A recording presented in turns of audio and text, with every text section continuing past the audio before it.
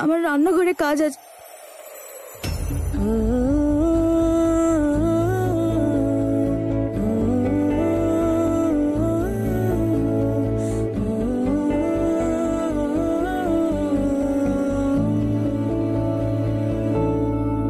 केसरिया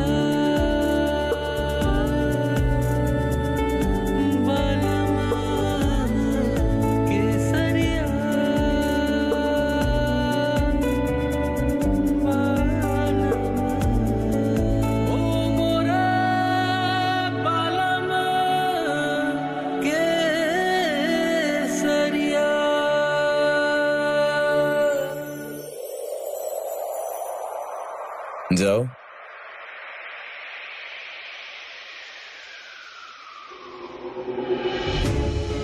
তুমি তো আমার স্ত্রী হতে চাও, কিন্তু তারপরেও আমি যখন কাছে আসি তোমার সমস্যা হয়। এই নাটকের কি মানে আর কেনই বা করছো তুমি? এটা তো আমি জেনেই ছাড়বো।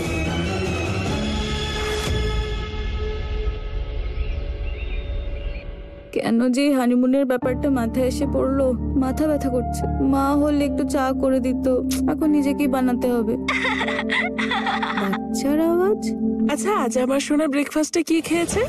আচ্ছা ছাড়ো, বলো আমার সঙ্গে যেদিন দেখা হবে সেদিন কি খাবে তুমি, আর কোথায় কোথায় ঘুরতে যাবে?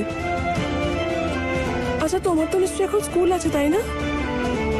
কোনো ব্যাপার না, মাম্মা খুব তাড়াতাড়ি দেখা করতে আসবে।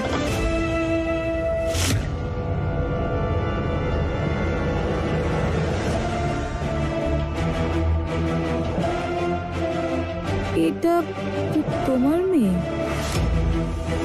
কিন্তু তুমি এভাবে লুকিয়ে কেন কথা বলছিলে? ও না, ওর দিদার বাড়িতে থাকে, আর কথা বলতে বলতে খেয়ালই করিনি কখন এখানে বসে পড়েছি। দিদার কাছে কেন? এখানে তোমার সাথে থাকে না কেন?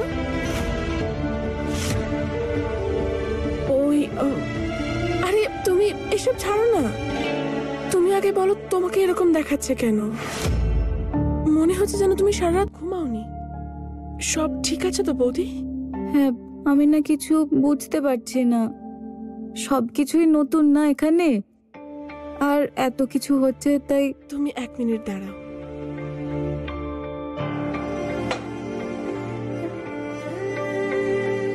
আগে তুমি জলটা খাও।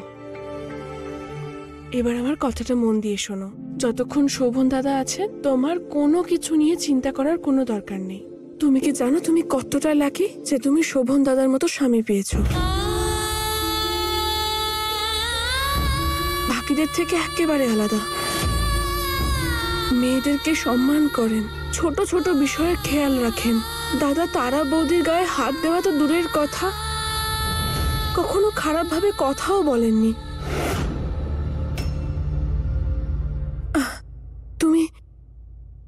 তুমি এত চিন্তা করো না, জলটা খাও।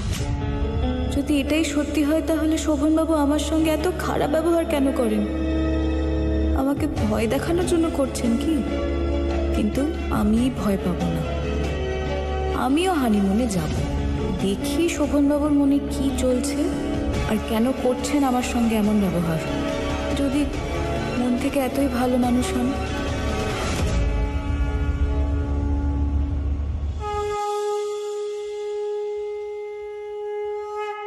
মা, আমি একজন অনেক বড় আয়ুর্বেদিক ডাক্তারের থেকে এই তেলটা নিয়ে এসেছি। এটা প্রতিদিন ব্যবহার করলে তোমার হাঁটুর ব্যথা অনেকটা কমে আসবে।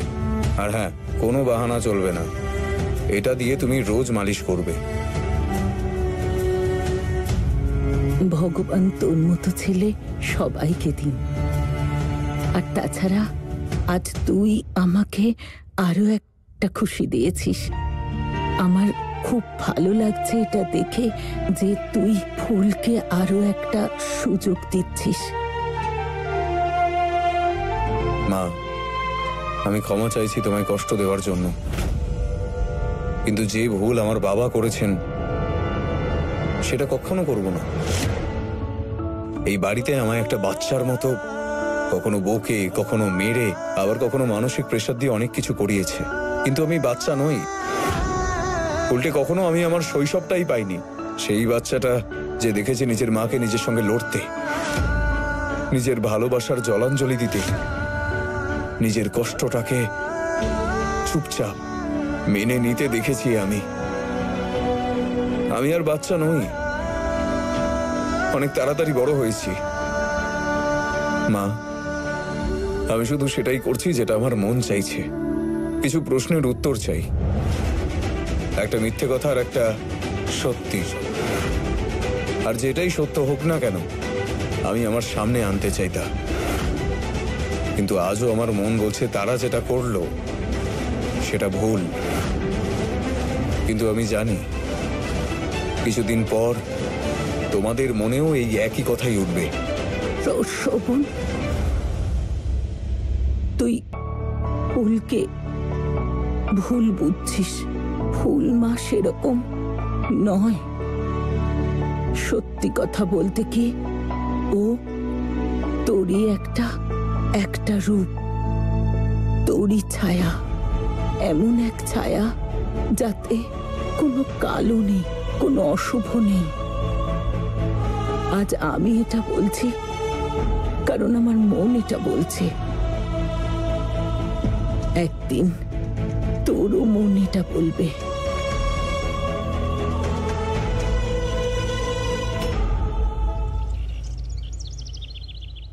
আমার নাম ফুল মানে এই নয় যে আমি ফুলের মতনই ব্যবহার করব। এবার তো আমি হানিমুনে গিয়েই ছাড়বো। আপনার কি মনে হয় আমি ভয় পেয়ে যাব? এটা তুমি কি করছো ফুল?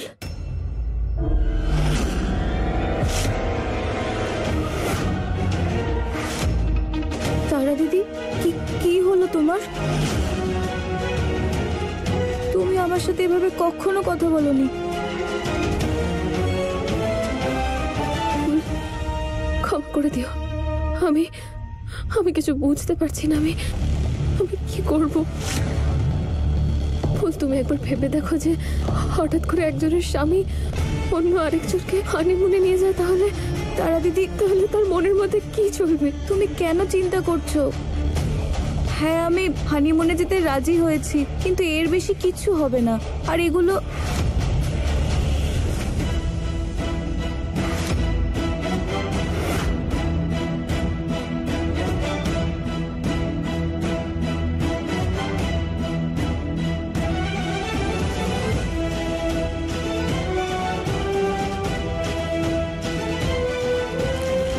কিছু জামা কাপড় নিয়ে এসেছি আমার স্ত্রী ফুলের জন্য, বিশেষ করে আমাদের হানিমুনে পড়ার জন্য।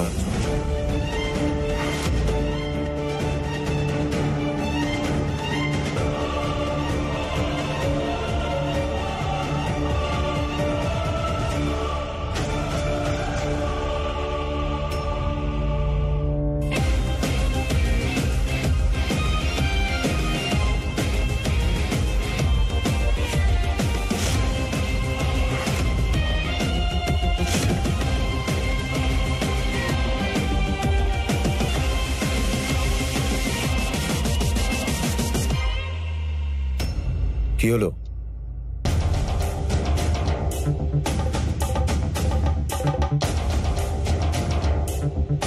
ভাবছোটা কি তুমি? এটাই তো চেয়েছিলে তুমি, সেটাই হচ্ছে। চলো, আমার বউয়ের প্যাকিং একটু সাহায্য করে দাও। চলো, এসো।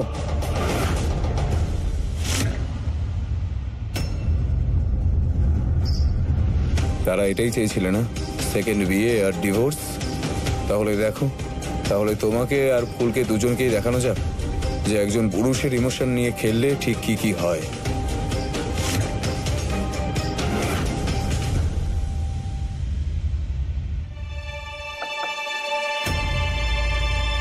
ওই আপনাদের দুই বৌমাদের মা ঠাকুরের নিচে ডেকেছেন।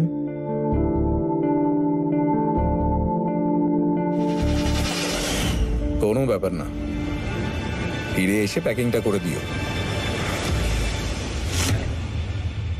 যাও।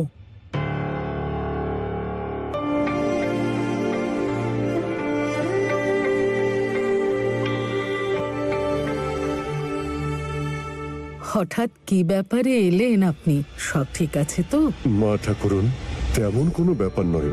আমি শুনলাম যে বাড়িতে নাকি নতুন বৌমা এসেছে, তাই ওর সঙ্গে আমি দেখা করতে চলে এলাম। ওই তো এসে গেছে। এসো বৌমা।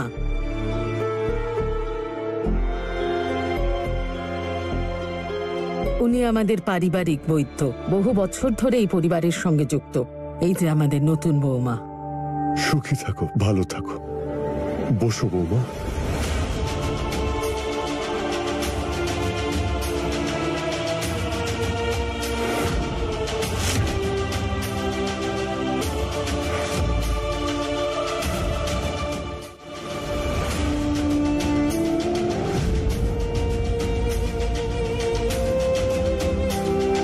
তুমি এই বাড়িতে বংশধর আনতে চলেছ, এটা অনেক বড় দায়িত্ব মা।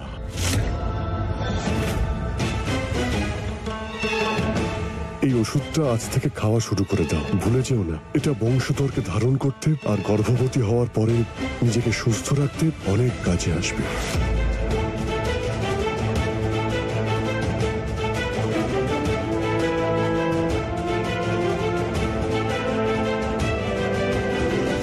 আমি এই পরিবারকে বংশধর দিতে পারবো না, কিন্তু সবার সামনে এটা নিতে হবে আমাকে, নয়তো নয়তো সবাই সন্দেহ করবে।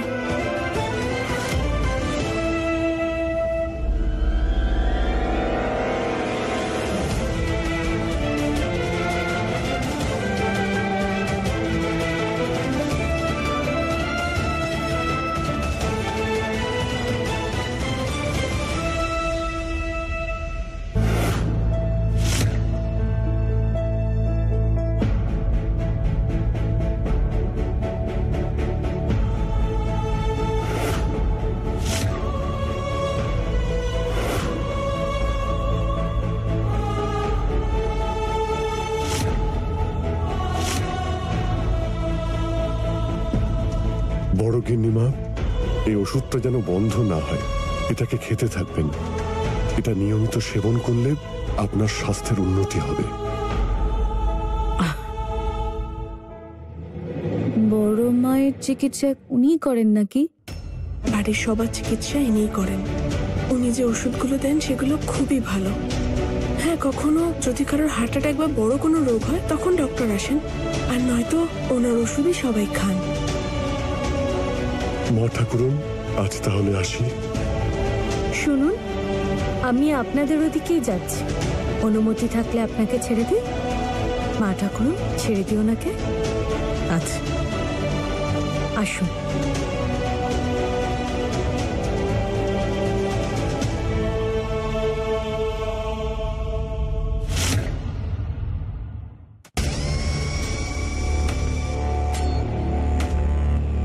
শুনুন, অনেক অনেক ধন্যবাদ আপনাকে। আপনি আমার দেওয়া কাজটা খুব ভালো করে করেছেন।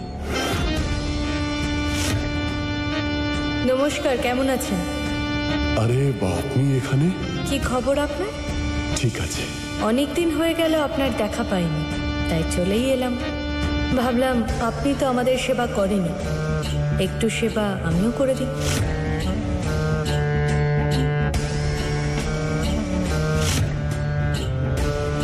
দান নয় এটা, আপনার জন্য বাড়িতে একটা নতুন রোগী এসেছে।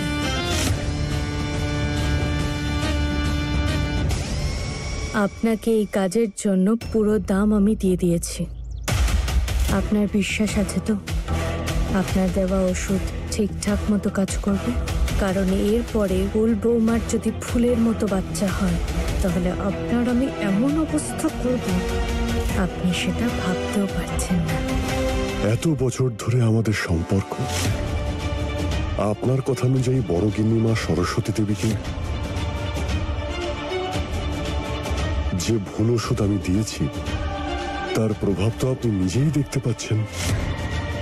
আপনি নিশ্চিন্তে থাকুন, যতদিন আপনার নতুন বৌমা এটা খেতে থাকবে ততদিন ও মা হবে না।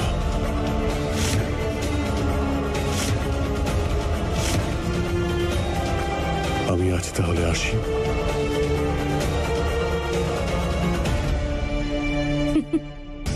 যাও যাও যাও ফুল বৌমা, যেখানে যাওয়ার যাও। আরে আমি তো বলছি 2-4 দিন আর একটু বেশি তোমরা থেকেই এসো, এবার আমি নিশ্চিন্ত।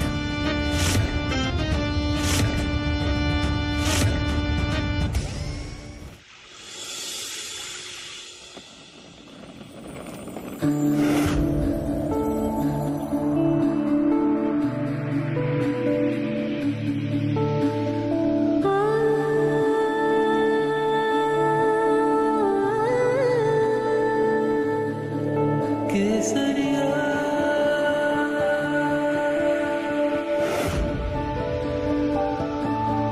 केसरिया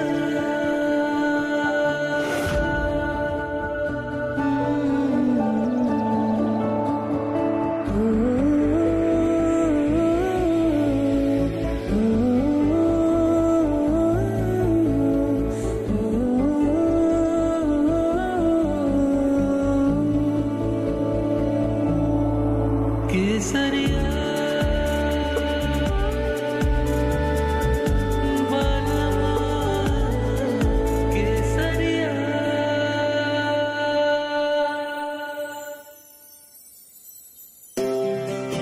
সৌভাগ্যবতী হও।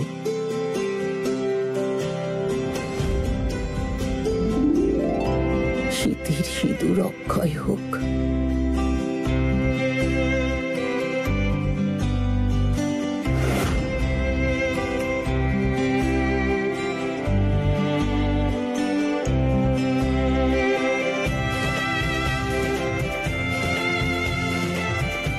খুব সুন্দর দেখাচ্ছে তোমাকে, কেউ যেন তোমাকে নজর না দেয়।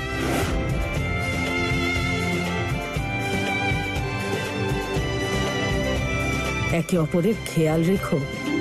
শোভন দাদু ভাইয়ের খিদে পেলে ও মুখে বলে না, তোমাকে খেয়াল রাখতে হবে ওর কখন কি চাই। এই দিনগুলো তোমাদের দুজনকে একে অপরকে জানা আর বুঝতে সাহায্য করবে। সেই জন্য মন থেকে আর মনোযোগ দিয়ে একে অপরকে বোঝার চেষ্টা করো।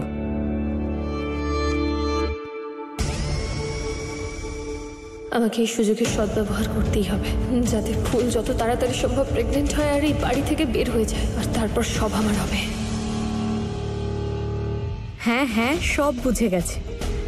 দম্পতিদের এবার বেরোতে দিন।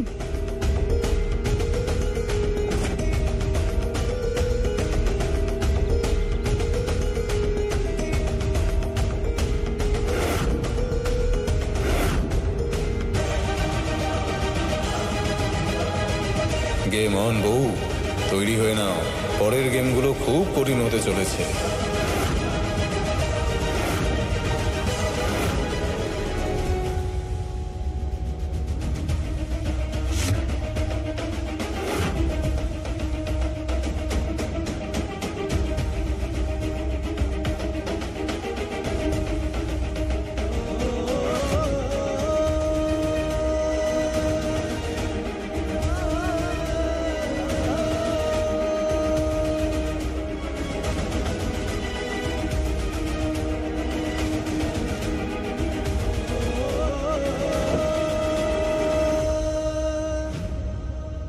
চলো বসো বউ।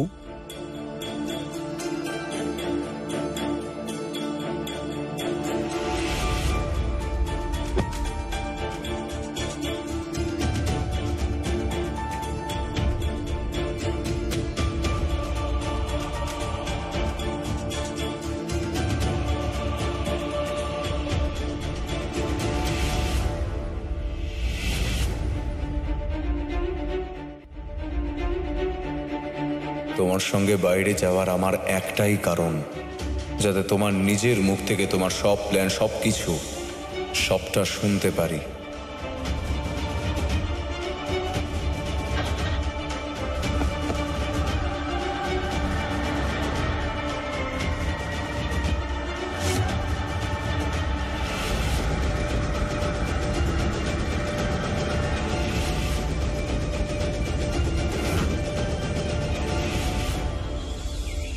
উকিল বাবু, যশোরাজ আর সরোজ বৌমার কেসটা কি হলো? মা ঠাকুরন, আমি ফাইল তৈরি করছি। কেস তো আমি ফাইল করতে চাই, কিন্তু তার আগে আমি সব ব্যাপারটা জেনে নিতে চাই। উকিল বাবু, যশোরাজ যখন সরোজ বৌমাকে বিয়ে করে এ বাড়িতে এনেছিল, তখন আমি ওর উপর রেগে গিয়ে এই বাড়ি ছেড়ে চলে গিয়েছিলাম। তারপর ধীরে ধীরে সরোজ বৌমার সব ওর কুক্ষিগত করেছে। এখন যেখানে তারা বৌমার এই কথাটা বললাম, তখন আমি চাই সরোজ বৌমাকে এই পরিবারে ওর জায়গাটা দেখাতে। আর আমি সরোজ বৌমার হাত খালি দেখতে চাই।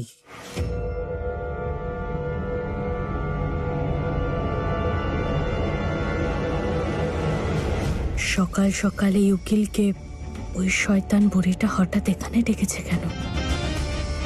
নিজের ঘাটে ওঠার বয়স হয়ে গেল, অথচ সবসময় আমাকে সাহায্য করার রাস্তা উনি খুঁজেই বার করেন।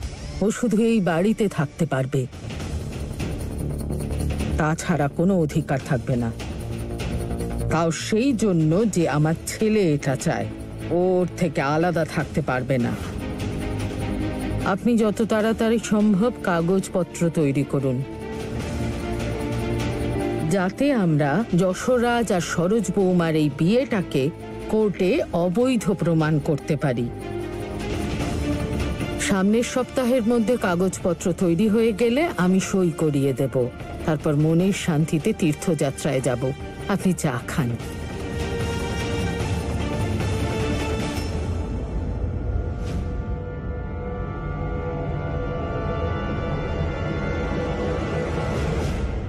কোনো কাজ ছিল সরোজ বৌমা? না না মা ঠাকুরন,